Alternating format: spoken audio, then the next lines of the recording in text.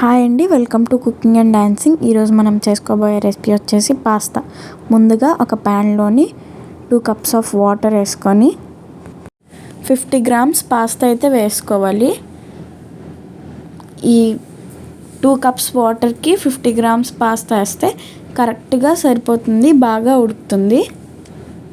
ఇప్పుడు పాస్తా వేసుకున్న తర్వాత 1 టేబుల్ స్పూన్ ఆయిల్ వేసుకోవాలి.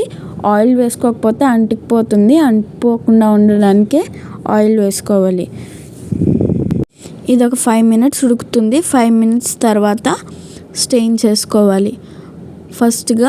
ముందుగా ఒక పాస్తా తీసుకొని చెక్ చేసుకోవాలి బాగా ఉడికిందో లేదో.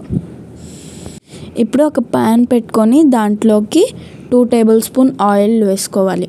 ఆయిల్ వేసుకున్న తర్వాత 1/2 టేబుల్ స్పూన్ జీలకర్ర, ఒక 5 నుండి 6 వెల్లుల్లి రెమ్మలు కట్ చేసుకొని వేసుకోవాలి.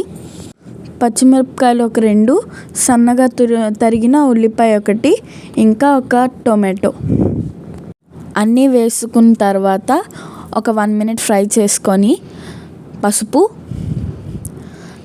గరం మసాలా, కారం, టేస్ట్కి తగినంత ఉప్పు వేసుకొని ఇది కూడా బాగా ఫ్రై చేసుకొని దాంట్లోకి ఉడకబెట్టుకున్న పాస్తాను వేసుకొని దాన్ని కూడా ఫ్రై చేసుకోవాలి. అది కూడా ఫ్రై అయిన తర్వాత మనకి పాస్తా మసాలా ఇస్తారు కదా, దాన్ని వేసుకోవాలి. ఆ మసాలా కూడా కలిసేటట్టు బాగా కలుపుకోవాలి. కలుపుకున్న తర్వాత దాంట్లోకి 1 టేబుల్ స్పూన్ టొమాటో కెచప్ని వేసుకోవాలి.